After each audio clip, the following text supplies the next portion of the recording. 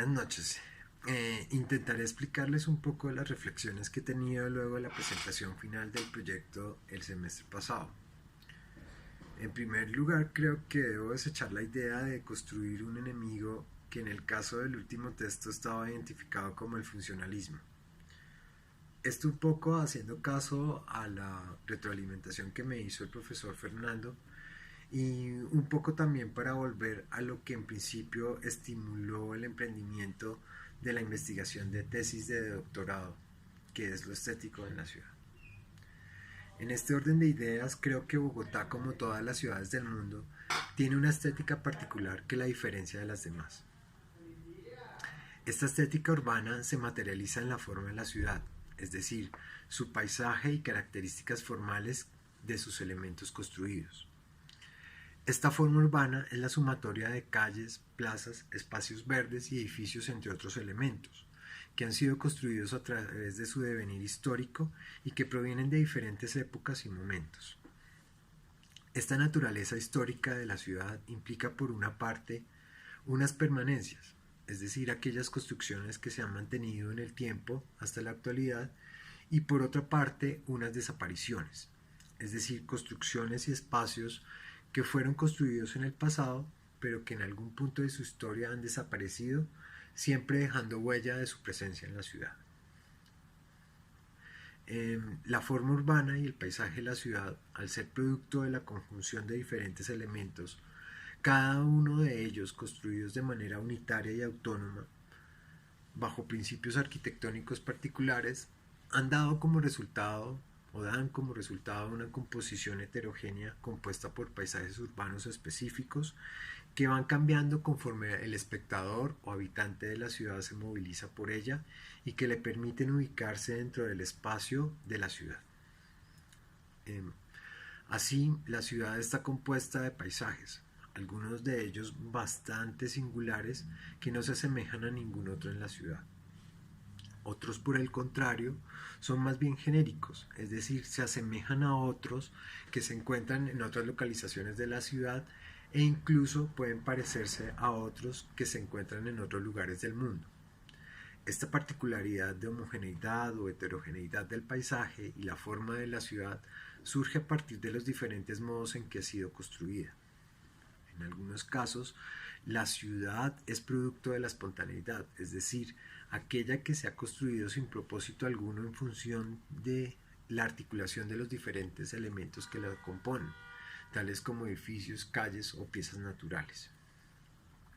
En otros casos, el paisaje urbano es producto de la planeación y el urbanismo, que involucra unos principios desde la institucionalidad mediante la aplicación de normativas y planes que moldean, pero que principalmente restringen ciertas formas de ciudad. En ambos casos, sea el paisaje urbano producto de la espontaneidad o el ordenado derivado de la planeación institucional, siempre existe un margen de espontaneidad que se produce dadas las complejidades y dinámicas cambiantes de la urbe a través de su devenir histórico. Así, el paisaje urbano derivado de la forma de la ciudad es una compleja combinación de imágenes heterogéneas y homogéneas, compuestas por capas históricas de construcciones que han permanecido, como también de huellas de aquellas que han desaparecido y de elementos ordenados y espontáneos que se combinan entre sí, dando como resultado una infinidad de formas y paisajes. El factor común a todos los paisajes y formas de ciudad se encuentra en que cada uno de ellos fueron proyectados mediante un proceso de diseño que integra alineamientos y planteamientos de orden artístico, al ser productos de la creación arquitectónica, bien sea a manos de un profesional de la arquitectura o el urbanismo o de la construcción informal. La integración formal del proceso de diseño arquitectónico en la ciudad implica de manera inherente una reflexión estética, es decir, una reflexión sobre lo sensible en la ciudad.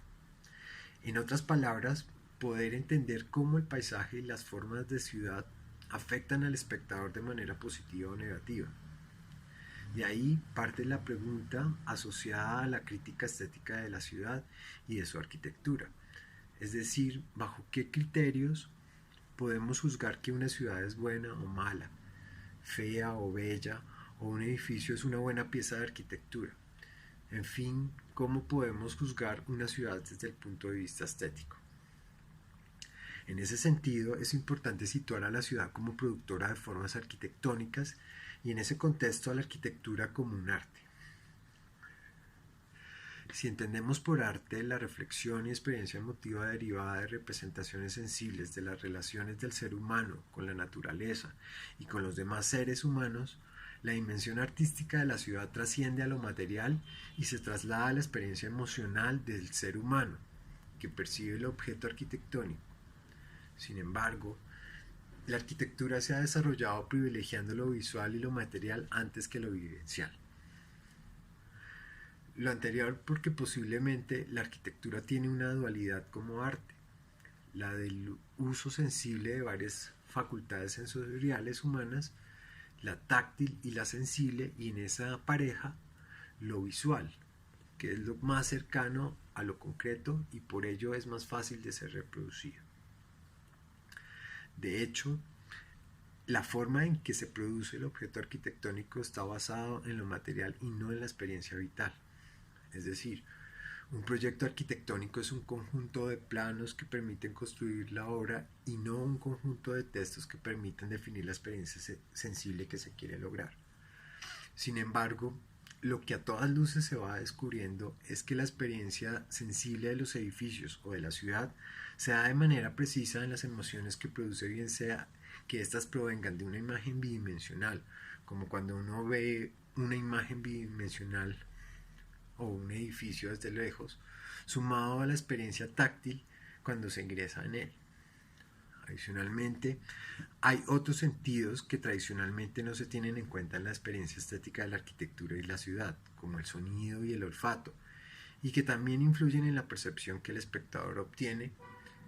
de lo sensible arquitectónico. En esa medida, es necesario trasladar la experiencia sensible a la arquitectura y la ciudad a lo emotivo, a lo que produce placer en la arquitectura, que está emparentado con lo psicológico y que posiblemente tiene implicaciones con el subconsciente. La dificultad de esta perspectiva radica en explicar cómo conceptualizar lo que se entiende por placer o la emoción que produce la experiencia sensible, y por esta vía, si esas emociones de orden tan subjetivo pueden ser universalizadas y por qué vías ser conceptualizadas. En la música, por ejemplo, es posible entender y explicar armonía tonal como una organización de los sonidos que suponen produce un mayor placer que la música tonal. Así, en la arquitectura es posible observar que la configuración de las formas y elementos que componen un edificio o un espacio urbano y la experiencia sensible de ellos, bien sea visual, táctil, auditiva e incluso olfativa, tiene implicaciones emocionales de placer o displacer. Adicionalmente, surge la pregunta de cómo observar estas emociones. En ese orden de ideas, el investigador se puede poner como observador activo, es decir, ser el mismo observador de su propia experiencia, ya que de otra forma se requeriría de un instrumento adicional como la encuesta o la entrevista, que son caminos por explorar. En ese contexto es necesario armar una estructura no solo de observación, sino de criterios para observar, para posteriormente establecer una serie de valores que permitan dar un juicio sobre la experiencia estética. Sobre el particular, creo que poco se ha dicho y es necesario explorar a profundidad tanto el objeto mismo de investigación como los posibles caminos para su valoración crítica. Y pues en términos generales, ese sería el tema y el problema de investigación que me gustaría observar en el caso concreto de Bogotá, escogiendo algunos espacios específicos que aún pues digamos no los tengo definidos, pero que podrían ser principalmente calles, barrios y